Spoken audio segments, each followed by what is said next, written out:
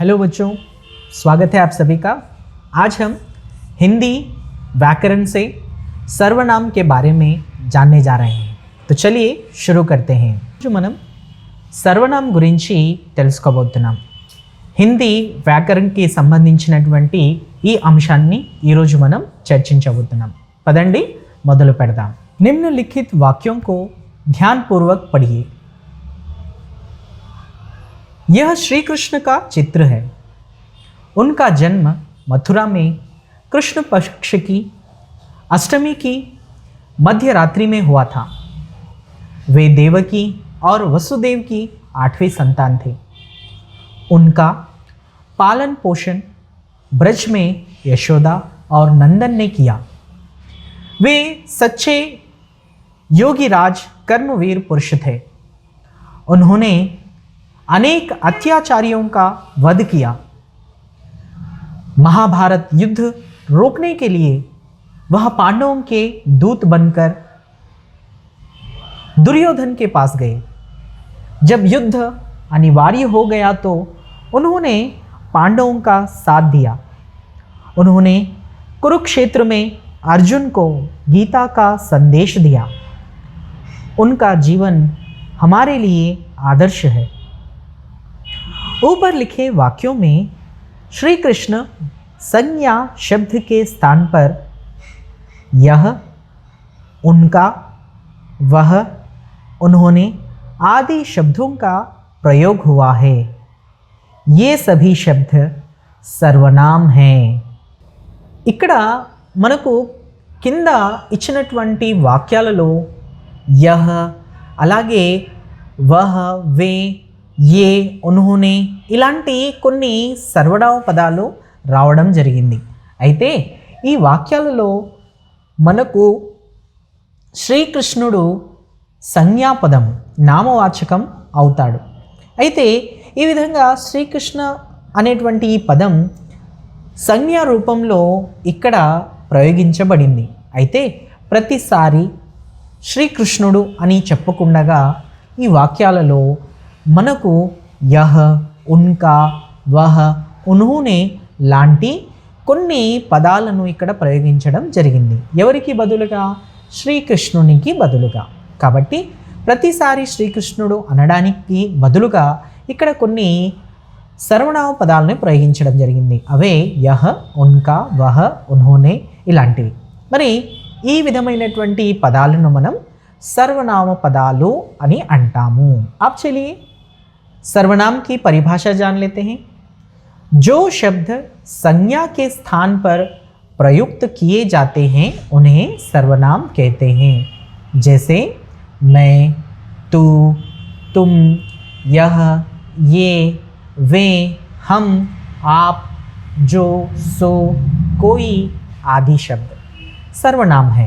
सर्वनाम కి సంబంధించిన పరిభాష ఈ విధంగా ఉంది। ఏ పదాలైతే సంజ్ఞకు బదులుగా ప్రయోగించబడతాయో అలాంటి పదాలను సర్వనామ పదాలు అంటారు। ఉదాహరణకు మే, తూ, తుమ్, యహ, ఏ, వే, హమ్, ఆప్, జో, సో, కోయి మొదలగునవి सर्वनाम पदालु అవుతాయి। सर्वनाम के भेद, इनके बारे में भी जान लेते हैं। सर्वनाम के 6 भेद होते हैं।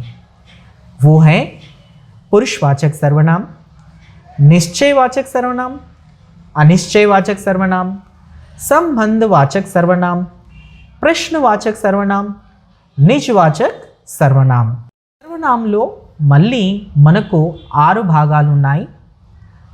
అవి పురుషవాచక सर्वनाम, निश्चयवाचक सर्वनाम, अनिश्चयवाचक सर्वनाम, संबंधवाचक सर्वनाम, प्रश्नवाचक सर्वनाम, निजवाचक सर्वनाम। सबसे पहले पुरुषवाचक सर्वनाम के बारे में जान लेते हैं।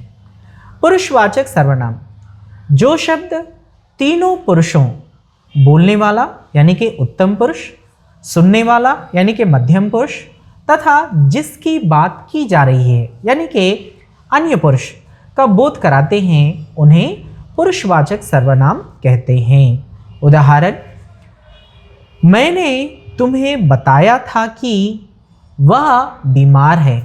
इस वाक्य में मैंने का प्रयोग बोलने वाले, तुम्हें का प्रयोग सुनने वाले तथा वह का प्रयोग अन्य पुरुष जिसके बारे में बताया गया के लिए किया गया है।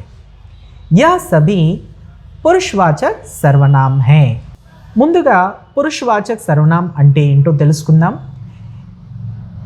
మనకు ఇక్కడ మూడు పురుషుల గురించి తెలియజేసేటువంటిది. అంటే చెప్పే వ్యక్తి ఉత్తమ పురుష్, వినే వ్యక్తి మధ్యం పురుష్, ఎవరి గురించి అయితే మాట్లాడడం జరుగుతుందో అన్య పురుష్, ఇలా వీరి గురించి చెప్పేటువంటిదే పురుషవాచక్ సర్వనాం అవుతుంది. ఉదాహరణకు मैंने तुम्हें बताया था कि वह बीमार है.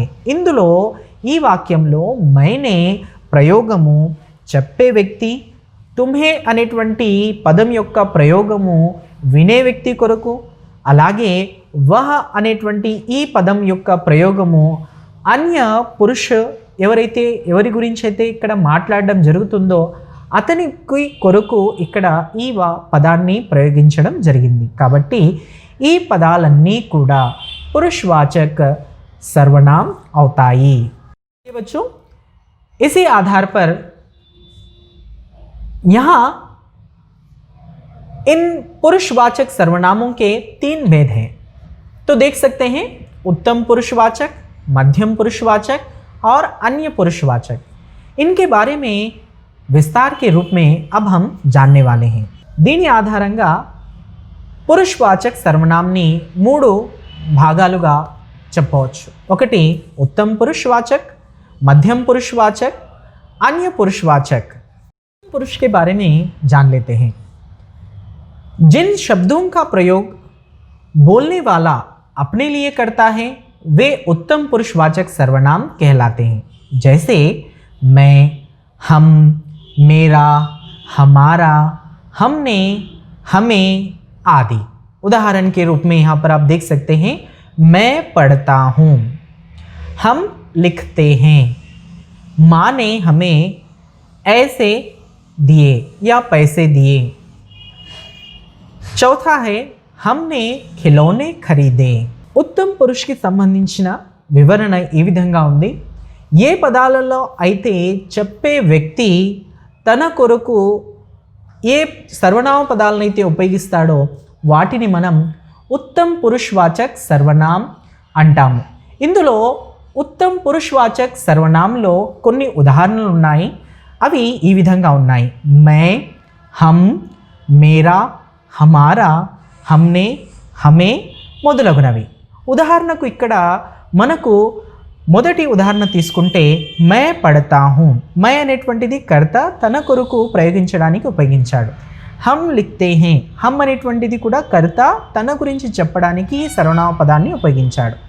మానే హమే పైసే దియే.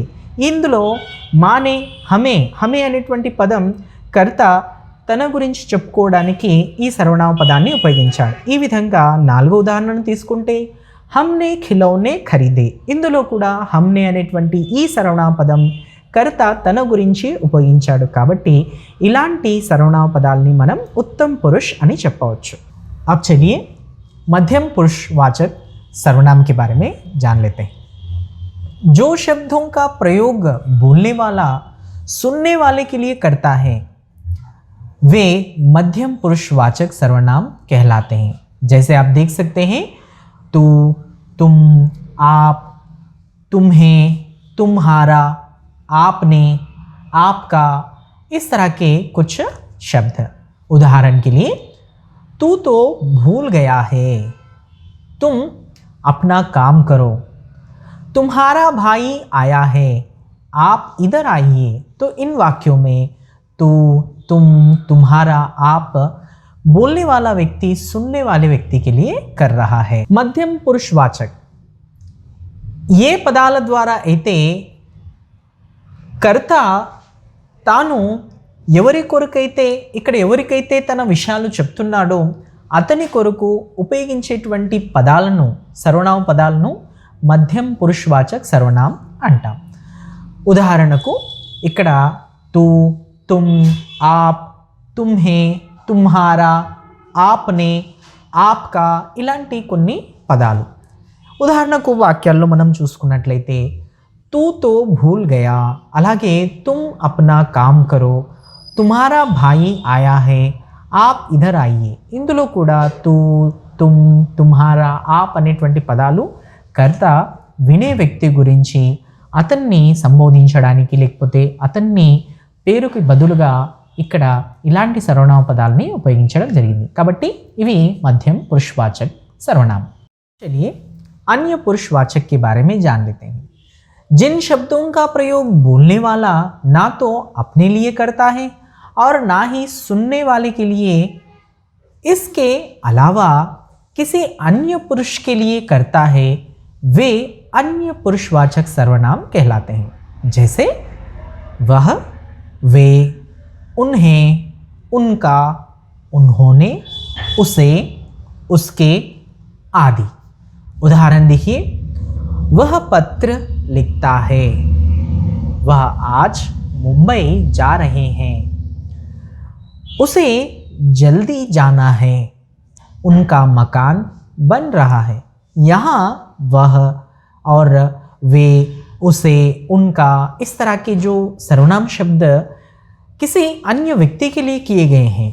यहाँ पर कर्ता ना ही सुनने वाले के लिए बल्कि अन्य व्यक्ति के लिए यहाँ पर किया है.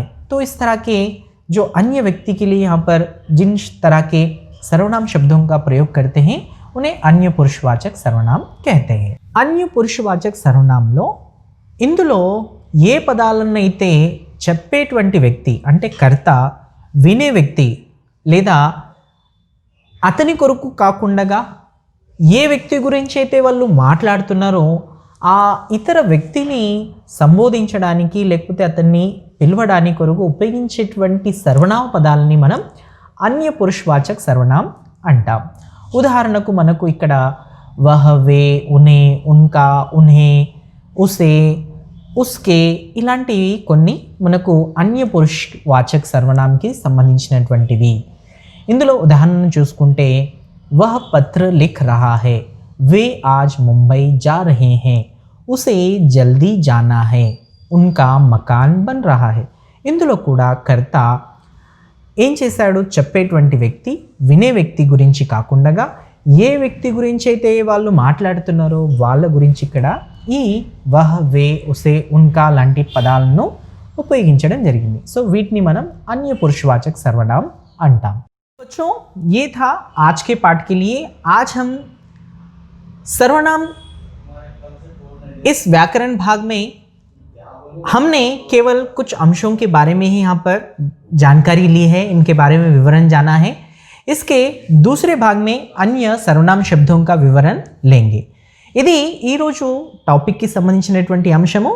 ఇందులో మళ్ళీ మనము కొన్ని వేరే విషయాల గురించి కూడా చర్చించబోతున్నాము. అది రెండో భాగంలో తెలుసుకుంటాం.